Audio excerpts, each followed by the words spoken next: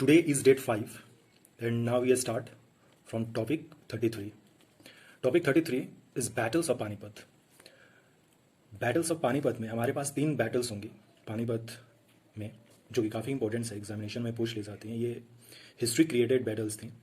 देखते हैं first battle of Panipat 21 अप्रैल 1526 1526 में हुआ था. बाबर एंड इब्राहिम लोदी के बीच में. बाबर इसमें जीत गया था. बाबर के जीतने के बाद यहाँ पर मुग़ल एम्पायर स्टैब्लिश होती है. इब्राहिम लोदी जो लोदी डायनेस्टी का किंग था वो हार जाता है और यहाँ से स्टार्टिंग होती है Mughal empire. Second battle of Panipat 5 नवंबर 1556 को होता है अकबर एंड हेमचंद्र विक्रमादित्य के साथ, जिसको हेमचंद्र विक्रमादित्य को हेमू भी कहते हैं. इसमें अकबर जीत जाता है और फिर यहाँ से रियल जो मुग़ल एम्पायर है यहाँ से स्टार्टिंग होती है, क्योंकि इसके पहले हुमायूं जो है वो शेर शाह से हार कर वो शेर शाह के कब्जे में आ गया था उस समय. तो सेकेंड बैटल ऑफ पानीपत देख लिया हमने. थर्ड बैटल ऑफ पानीपत 14 जनवरी 1761 को हुआ था. मराठा और अहमद शाह दुरानी, या अहमद शाह दुरानी को अब्दाली भी कहते हैं, अहमद शाह अब्दाली, इन दोनों के बीच में हुआ था. अब्दाली इसमें जीत गया था और अब्दाली जो था वो एक अफगान था, दैट मीन्स वो अफगानिस्तान से आया हुआ था. तो ये 3 बैटल्स देख लिए हमने पानीपत के. अब देखते हैं topic 34. Topic 34 is Ibn Battuta. Ibn Battuta Morocco का ट्रेवलर था. वो रहला लिखा था जो कि एक यात्रा वृत्तांत ट्रेवलॉग है. और ये मोहम्मद बिन तुगलक डायनेस्टी का ये काफ़ी फेमस सुल्तान था. इसके शासनकाल में ये दिल्ली आया था. तो इब्न बतूता टॉपिक 34 हमने देखा. टॉपिक 35 ट्रिपार्टीज स्ट्रगल देखते हैं. इसके बारे में और डिटेल्स जब आप हमारे ट्रिपार्टीज के लेक्चर देखेंगे उसमें आपको मिल जाएगा डिटेल्स में. सबसे पहले इसमें हम लोग ये देख लेते हैं. क्वेश्चन इस तरह से आता है कि ट्रिपार्टीज में कौन कौन से थे. तो पालास थे, राष्ट्रकूटास थे और गुर्जर प्रतिहार थे. ये 3 लोग थे और आपस में ये लड़ रहे थे कन्नौज के लिए.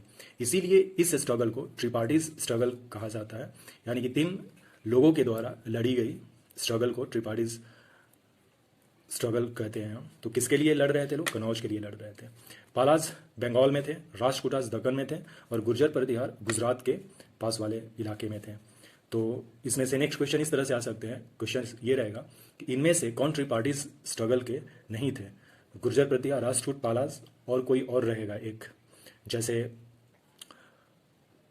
मान लीजिए कि उन्होंने दे दिया कि चौहान वंश, तो चौहान वंश नहीं था. तो हमें फाइंड करना होगा कि नहीं है वाले में भी ये देख लेना होगा. तो क्वेश्चन इस तरह से बनते हैं. तो ट्रिपार्टीज स्ट्रगल देख लिया हमने. नेक्स्ट चलते हैं टॉपिक 36. टॉपिक 36 है इंडिविजुअल सत्याग्रह, व्यक्तिगत सत्याग्रह. ये 17 अक्टूबर 1940 से स्टार्ट हुआ था. गांधी जी ने कहा था कि हम लोग इंडिविजुअल सत्याग्रह करेंगे मास सत्याग्रह के जगह पर, क्योंकि मास सत्याग्रह में समस्या थी. और इंडिविजुअल सत्याग्रह में मान लीजिए कि वो काफ़ी फेमस व्यक्ति को लेते थे. जैसे कि फर्स्ट सत्याग्रही जो हुए थे इंडिविजुअल सत्याग्रह के, विनोबा भावे थे. तो ये ज़्यादा दिनों तक वहाँ पे रह सकते थे, सत्याग्रह कर सकते थे और सत्याग्रह के जो नियम हैं उनका पालन कर सकते थे. इसलिए इंडिविजुअल सत्याग्रह गांधी जी द्वारा चलाया गया था. और ये फर्स्ट जो सत्याग्रही हुए थे इसके वो विनोबा भावे थे. सेकंड जवाहरलाल नेहरू हुए. इस आंदोलन को या व्यक्तिगत सत्याग्रह को दिल्ली चलो आंदोलन भी कहते हैं, ये याद रख लीजिएगा. टॉपिक 37 देखते हैं. सेबी क्वेश्चन पूछ लेता है. सेबी का तो इसमें 2 चीज़ काफ़ी इंपॉर्टेंट है कि ये कब स्टेब्लिश हुआ 1992 और इसका हेडक्वार्टर कहाँ है तो मुंबई. तो ये टॉपिक 37 होते हैं. टॉपिक 38. टॉपिक 38 देखने से पहले एक चीज़ और समझ लीजिए कि साइंस वाला जो पोर्शन है अपना लेक्चर और जो एटॉमिक स्ट्रक्चर में डिटेल्स में, ये हम लोग केवल टॉपिक्स देख रहे हैं और रिवीजन के मूड में हैं हम लोग. इसलिए इसमें काफ़ी कम इन्फॉर्मेशन और ज़्यादा से ज़्यादा टॉपिक्स कवर करने की कोशिश की गई है. तो आप डिटेल्स वाले लेक्चर्स देखें जहाँ पे आपको ये मिल जाएगी. यदि अवेलेबल है लेक्चर साइट पे तो वहाँ से देख ले, नहीं तो आप इसको खुद से रिवीजन कर ले जैसे कि हम लोग कर रहे हैं. तो चलिए टॉपिक 38 देखते हैं. Atomic structure. एटॉमिक स्ट्रक्चर में फंडामेंटल पार्टिकल्स में 3 फंडामेंटल जनरली पार्टिकल्स मिलते हैं हमारे पास. फर्स्ट है इलेक्ट्रॉन, जिसको कि जे थॉमसन ने डिस्कवर किया था और ये इलेक्ट्रॉन नेम जो है वो स्टोनी ने दिया था, ये ध्यान रहे. प्रोटॉन नेक्स्ट जो है अपना प्रोटॉन को डिस्कवर गोल्डस्टीन ने किया था, लेकिन इसका जो नाम है रदरफोर्ड ने दिया था. ध्यान रखिए प्रोटॉन का डिस्कवर जो है रदरफोर्ड ने नहीं किया था. ये नाम जो है प्रोटॉन होना चाहिए, ये रदरफोर्ड ने दिया था, लेकिन इसकी डिस्कवरी जो है गोल्डस्टीन ने की थी. नेक्स्ट है न्यूट्रॉन का डिस्कवर चैडविक किया था, नाम भी इसी ने दिया.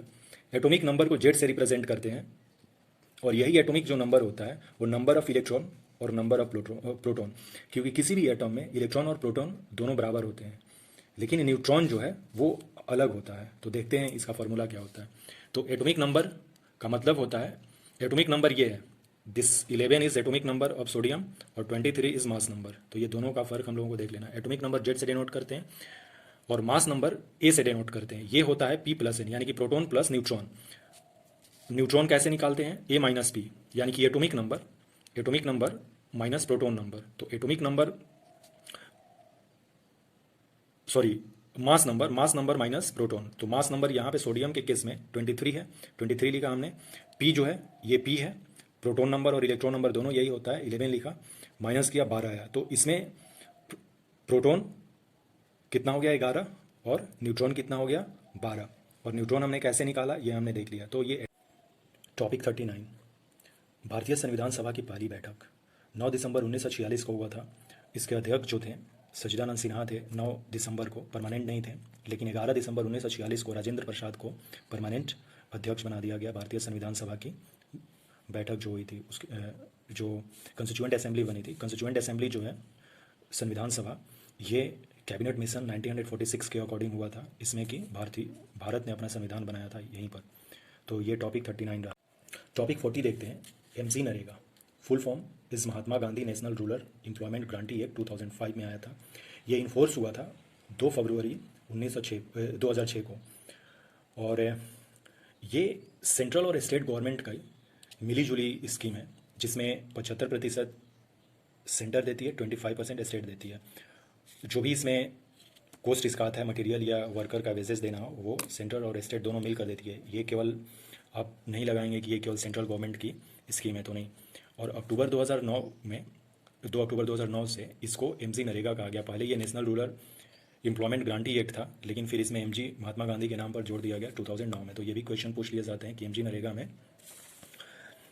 में मतलब नरेगा में एमजी नरेगा कब आया? तो वो 2 अक्टूबर 2009 से स्टार्टिंग है। टॉपिक 41 देखते हैं, official languages. Official languages parliament ने जनवरी 26 1965 को ये डिक्लेयर किया official language according to article 343 343 के अकॉर्डिंग कि ऑफिशियल लैंग्वेज होना चाहिए, नेशनल लैंग्वेज नहीं है इंडिया में। हमने पहले भी देख लिया लेक्चर में।